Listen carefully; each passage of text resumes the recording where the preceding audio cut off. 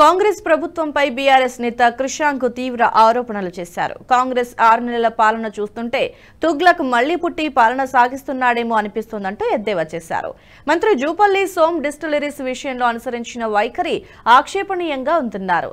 Soan distilleries కి రాష్ట్రంలో మద్యం విక్రయాలకు ఇచ్చిన అనుమతిని రద్దు చేయడాన్ని స్వాగతిస్తున్నామన్నారు.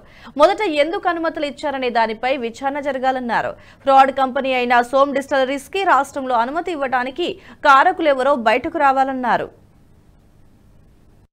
నకిలీ మద్యాన్ని తెలంగాణ రాష్ట్రంలో ప్రవేశపెట్టే ప్రయత్నం చేసి ఇక్కడ ఉన్న ప్రధాన ప్రతిపక్షంగా బీఆర్ఎస్ పార్టీ దీని మీద లేవనెత్తి కేసీఆర్ గారి పాలనలో ఏనాడు కూడా నకిలీ మద్యము కల్తీ బీర్లు అట్లాంటి రానివ్వకుండా, ఎందుకంటే చూస్తున్నాం కదా గుజరాత్ డ్రై స్టేట్ అని చెప్పుకునే గుజరాత్ లో నకిలీ మద్యంతో తాగి దాదాపు 50 మంది చనిపోయారు.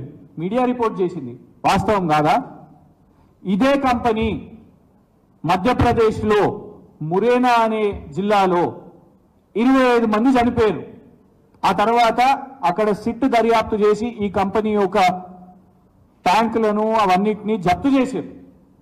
అట్లాంటి కంపెనీని మంత్రి గారు ఫస్ట్ వస్తలేదు, ప్రతిపాదన లేదని, ఆ తర్వాత నాకు సమాచారం లేదు, నాకు సమాచారం లేకుండానే అధికారులు తెచ్చిరని, ఆ తర్వాత అధికారికంగా చాలా గొప్ప కంపెనీ ఇది, చాలా ప్రెస్టీజు ఈ సోమ్ డిస్టిలరీస్ అనే సంస్థ, వాళ్ళు తెచ్చే కల్తీ బీరు తెస్తే మా కాంగ్రెస్ ప్రభుత్వానికి రాష్ట్రానికి చాలా గొప్ప జరుగుతుంది, ఇది మా ఘనత అని రాసి ఇవాళ సింపుల్గా రద్దు చేస్తున్నామంటే మరి విచారణ ఏముండదా? ఎందుకంటే ఈ కంపెనీకి కాంగ్రెస్ పార్టీకి ఫైనాన్షియల్ ట్రాన్సాక్షన్స్ జరిగినాయని కూడా మేము బహిర్గతం చేసినాం. అఫీషియల్ గా కోట్ల రూపాయలు కాంగ్రెస్ పార్టీకి ఈ సోమ్ డిస్టిలరీస్ అనే వాళ్ళు ఇచ్చిండ్రు.